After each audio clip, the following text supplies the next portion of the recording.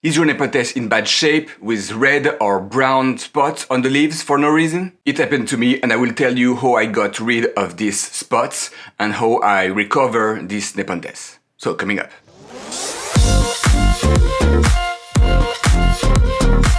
Hi, my name is Remy and I love Nepenthes. Some of you may remember on my Nepenthes ventricosa I had some stem rot and the plant was in danger, so I cut the stem and it was recovering. But then at some point the leaves start to have some spots. They were dark and they were not appearing right on the new leaves, but after a few days. And they were staying there. It's not something you can really clean. They were not really dry, so it was more dark and humid than dry, so it was not sunburn. So I tried to discover what it was. My guess was it should be something fungus or a bacteria, even worse. But I decided to ask a friend, Joseph, that you saw on an interview, because he's a great guy, a nice guy, but he's also really knowledgeable in Nepenthes. So I asked him what he thought about it, and in no time he spots exactly what I missed. The spots on the leaves were more in the brown reddish, not dark.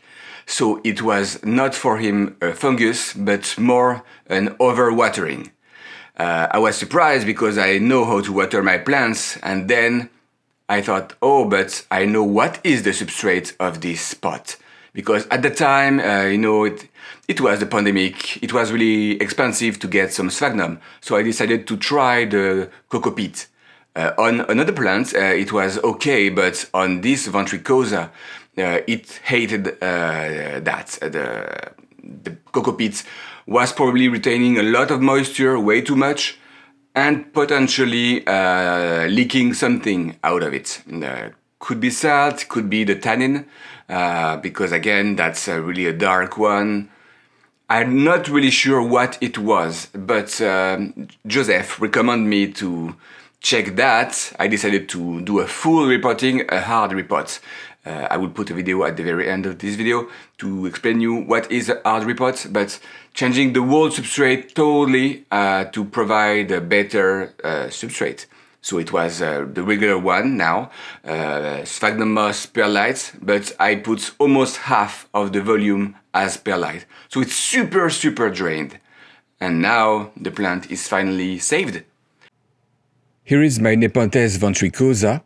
So if you check the old leaves, you see that there is this spot, and even under it's worse.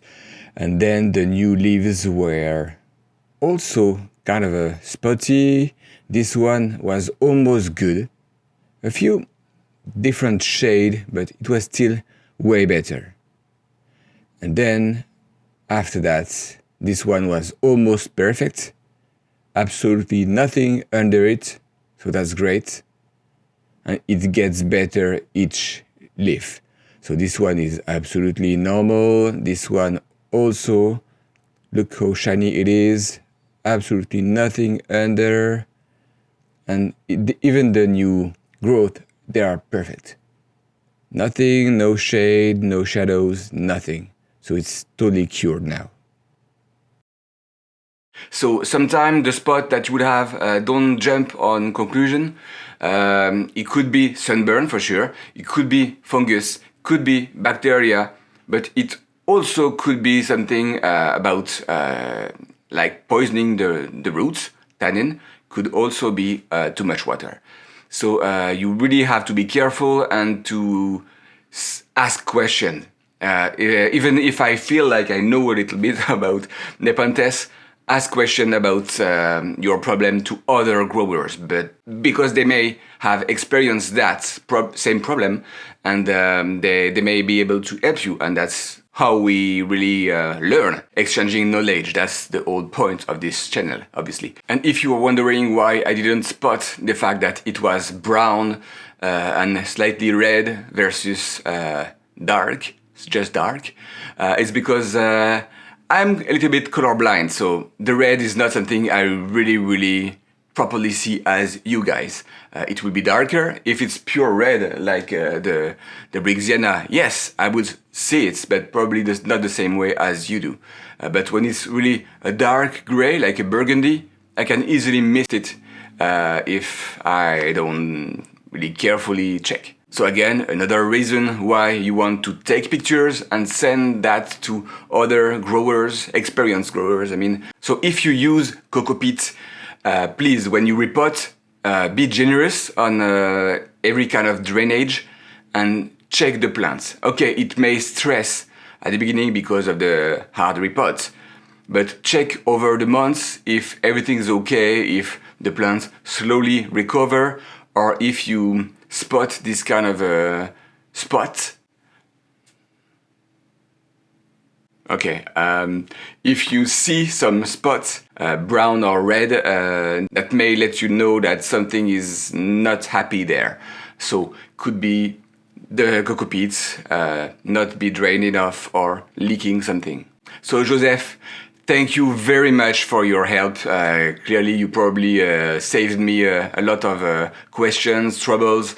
The plants may have been reported later in the last resource, the last try to save it, but you just helped me to literally save 6 months. So thanks a lot. If you want to see the interview I did with Joseph, here is a video for you. If you enjoyed this video and learned something, please like and consider subscribing. And until next time, happy growing!